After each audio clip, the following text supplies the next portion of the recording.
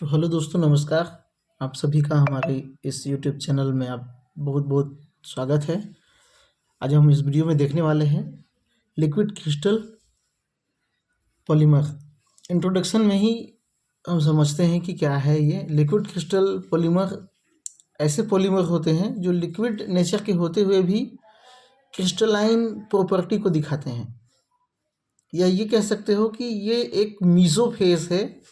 किसके किसके बीच में? लिक्विड और सॉलिड के बीच में। ना तो वो पूरी तरह से लिक्विड है, ना तो पूरी तरह से सॉलिड। ठीक है, तो ऐसे पॉलीमर जो ना तो पूरी तरह से लिक्विड होते हैं, ना तो पूरी तरह से सॉलिड, अपितु वह बीच में दोनों की प्रॉपर्टी को शो करते हैं, लिक्विड क्रिस्टल पॉलीमर कहलाता है। जैसे कि विस्कोसिटी लिक्विड की प्रॉपर्टी है, सरफेस टेंशन लिक्विड की प्रॉपर्टी है, फ्लूसिटी ये क्या होता है?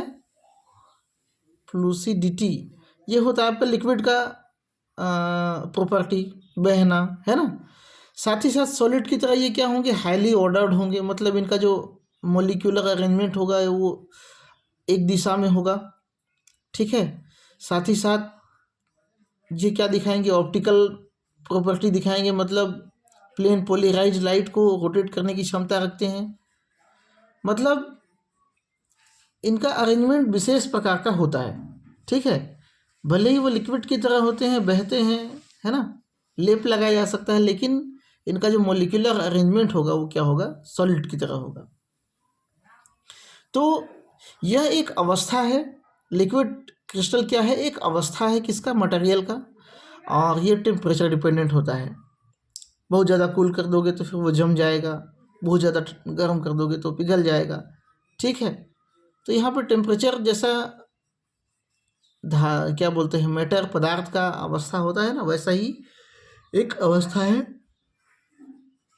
लिक्विड क्रिस्टल पॉलीमर में। एक चीज़ कॉमन होता है यहाँ पे कि इसमें क्या होता है, एक एरोमेटिक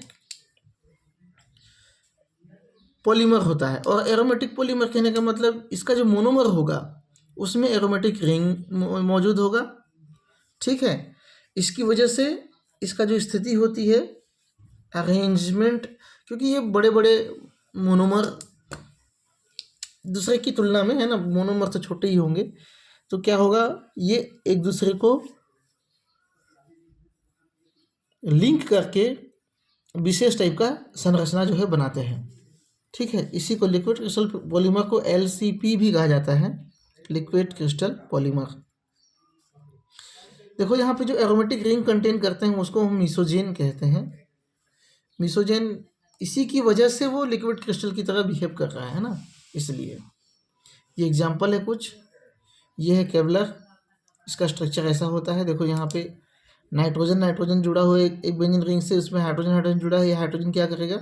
हाइड्रोजन बॉन्ड बनाएगा किससे? दूसरे। इधर नीचे में और भी मॉलिक्यूल होंगे इसके, ठीक है, ऊपर में और भी मॉलिक्यूल होंगे। दूसरा मॉलिक्यूल क्या है यहाँ पे? CO, इधर भी CO। ये जो जुड़ा है किससे? ये N से। यही मॉलिक्यूल यहाँ पे आ गया, फिर से ये क्या करेगा? रिपीट करेगा। क्या जोड़ेगा? यहाँ से नाइट्रोजन जोड़ेगा इधर ऑक्सीजन को। ठीक है, ऐसा कार्बन को, जिसमें क्या लगा होगा? ऑक्सीजन लगा होगा। ठीक है, कार्बोनिल ग्रुप लगा होगा। फिर उसके बाद में यहाँ पे क्या हो जाएगा? बेंजीन रिंग हो जाएगा इस तरह से। और फिर यहाँ पे क्या होगा? डबल बॉन्ड इस तरह से, यहाँ नाइट्रोजन। तो इस तरह से ये अल्टरनेट जो है N संख्या में इसको आप जोड़ सकते हो। सब में हाइड्रोजन बॉन्डिंग बनेगी। जितने भी हाइड्रोजन और ऑक्सीजन के बीच में क्या बनेगी? Hydrogen bonding. मतलब ये एक चादर की तरह, चदरे की तरह फैल जाएगा। ठीक है, अगला ये है वेक्ट्रन, oxygen, benzene ring, carbonyl group, COO। ये जो ऑक्सीजन है दूसरा नेप्थलीन वाला ग्रुप से जुड़ा हुआ है, डाइफेनिल ग्रुप से। ठीक है, इसको नेप्थलीन कहते हैं। यहाँ पे फिर से CO, यहाँ पे क्या आ जाएगा? O।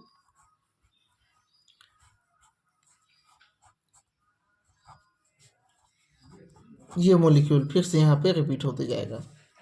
ठीक है, ये मोनोमर हो गया। दो तरह का मोनोमर है यहाँ पे, दो तरह का मोनोमर इधर कंटिन्यू जुड़ते जाएगा।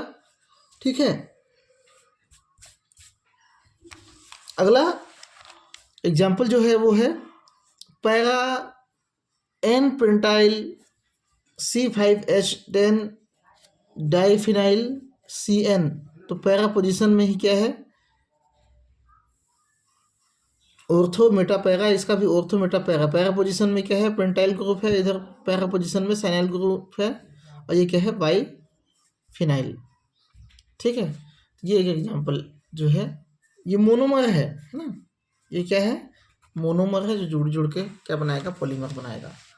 ठीक है, अब इसका क्लासिफिकेशन देख लेते हैं।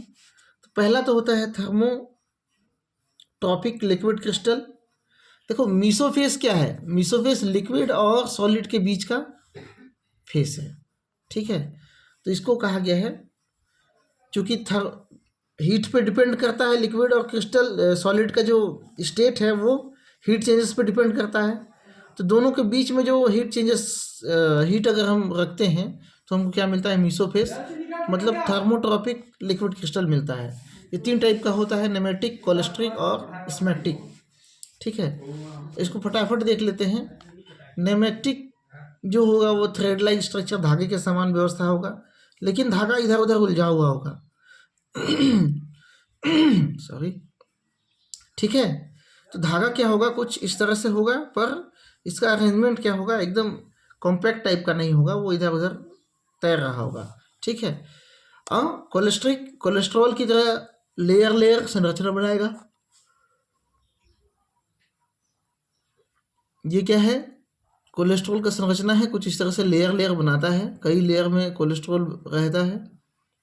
ठीक है, इसमें एक्टिक साबुन जैसा फिसलन, मतलब इनके बीच में जो इंटर मोलिकुलर फोर्स होगा वो क्या होगा, कमजोर होगा। मतलब अगर हम इसको इधर से धक्का मारेंगे तो ये फिसल जाएगा इधर आगे की ओर। ठीक है, तो ये साबुन जैसा संरचना इसका होता है। दूसरा है लायोट्रोपिक लिक्विड क्रिस्टल। ये कॉन्सेंट्रेटेड डिपेंडेंट होता है। जैसे साबुन को हम कपड़े को साफ करने के लिए जैसे हम लगाते हैं कपड़े में, तो गंदगी के चारों ओर क्या बना लेता है, एक मिसेल बना लेता है। तो मिसेल भी क्या हो गया, आपस में जुड़ के बनता है, ये भी क्या हो गया, एक तरह से पॉलीमर हो गया। ठीक है, तो ये क्या है, कॉन्सेंट्रेशन डिपेंडेंट, एक निश्चित कॉन्सेंट्रेशन जिसको CMC कहते हैं, CMC। ठीक है, इस सब के बारे में बताया हूँ मैं पहले वाले वीडियो में जिसमें हम मिसेल पढ़ रहे थे। CMC क्या होता है, एक ऐसा पॉइंट होता है एक निश्चित टेम्परेचर पे, एक ऐसा पॉइंट जिस कॉन्सेंट्रेशन के बाद में मिसेल का बनना शुरू हो जाए, मिसेल फॉर्म कर जाए, उसको हम कहते हैं CMC, क्रिटिकल मिसेलर कॉन्सेंट्रेशन। ठीक है, अब आगे देखते हैं डिस्कोटिक लिक्विड क्रिस्टल। इसकी संरचना डिस्क के समान होगी, गोल गोल होगी, तथा रॉड के समान होगा, मतलब गोल होगा, जैसे ये क्या है, गोल है, ये रॉड हो गया, इस तरह से हो सकती है। ठीक है, एक डिस्क के समान, यहाँ पे डिस्क, कई सारे डिस्क भी यहाँ पे अरेंज हो सकते हैं, है ना, कई सारे यहाँ पे छोटे छोटे डिस्क जो है बने हो सकते हैं इस तरह से, और क्या बना देंगे, रॉड बना देंगे। ठीक है, मेटालोट्रोपिक, कई मेटल के साल्ट जो होते हैं वो भी पॉलीमर बना के अपना रहते हैं। ठीक है, जैसे कि एग्जांपल के लिए जिंक क्लोराइड, ये एक मेटल का साल्ट है। ठीक है, जो क्या करता है, पॉलीमर की तरह बिहेव करता है, रहता है। ठीक है, ये तो था आपका लिक्विड क्रिस्टल। अब इसका हम एप्लीकेशन देख लेते हैं फटाक से, ज़्यादा एप्लीकेशन नहीं। आप जितना लिक्विड क्रिस्टल का एप्लीकेशन होगा, अपने लिक्विड क्रिस्टल मेरे ख्याल से फर्स्ट ईयर या सेकेंड ईयर में पढ़ा होगा। ठीक है, जिसमें सॉलिड स्टेट था, उसके साथ में लिक्विड क्रिस्टल भी था। उसमें आपने देखा था कि ये क्या होते हैं, हीट के प्रति सेंसिटिव होते हैं। ठीक है, इलेक्ट्रॉनिक्स में इसको यूज़ किया जाता है, क्वांटम कंप्यूटर का एक भाग है।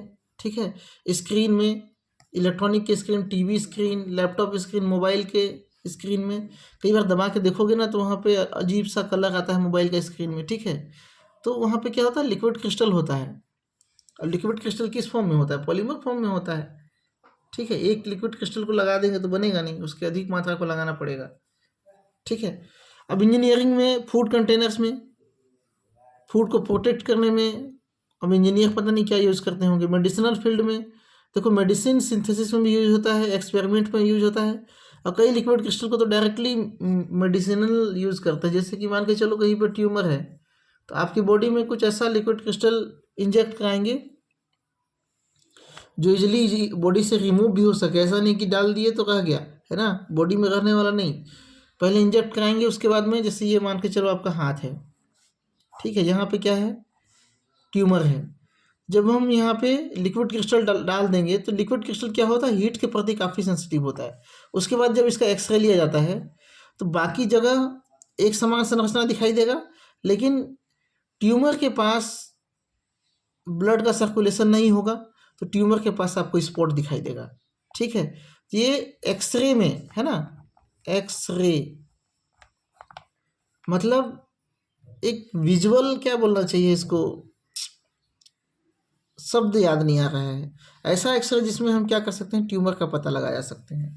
तो लिक्विड क्रिस्टल को हम यूज़ करते हैं मेडिसिनल यूज़। ठीक है, अब आगे आता है, अब लिख लेना इसको, है ना, ज़्यादा इम्पैक्ट पड़ेगा कि हाँ चलो इसको, ये आप फर्स्ट ईयर में या सेकेंड ईयर में जहाँ भी था वो पढ़े होंगे आप।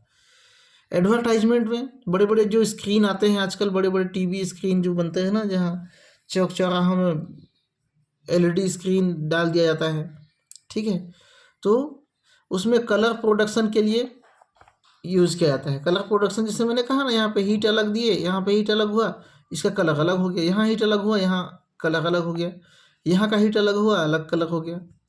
तो बॉडी का टेम्परेचर क्या होगा, अलग अलग था, इधर का टेम्परेचर अलग था, ट्यूमर का टेम्परेचर अलग था, तो कलर एक्सरे में पता चल गया। उसी टाइप से कुछ स्क्रीन में भी हम यूज़ करते हैं जिसमें कलर प्रोडक्शन। ठीक है, ऑप्टिकल इमेजिंग, ऑप्टिकल इमेजिंग भी कुछ उसी तरह का है ना, जो प्लेन पोलराइज लाइट को, प्लेन पोलराइज लाइट को कितना रोटेट करता है उसके हिसाब से इमेजिंग किया जाता है ना। प्लेन पोलराइज लाइट मतलब एक ही सतह में जो प्रकाश पास करते हैं हम किसी प्लेन पोलराइज मटेरियल से, तो मटेरियल उसको घुमा देता है। तो ये लिक्विड क्रिस्टल भी ऐसा काम करता है। ठीक है, लिक्विड क्रिस्टल भी क्या करता है, वैसा काम करता है, और जहाँ जहाँ उसका यूज होगा वहाँ वहाँ हम लिक्विड क्रिस्टल को यूज कर सकते हैं। ठीक है, तो इस चैनल में अभी इस वीडियो में इतना ही। चैनल में बने रहने के लिए बहुत बहुत धन्यवाद। आप सभी का दिन शुभ हो। Thank you.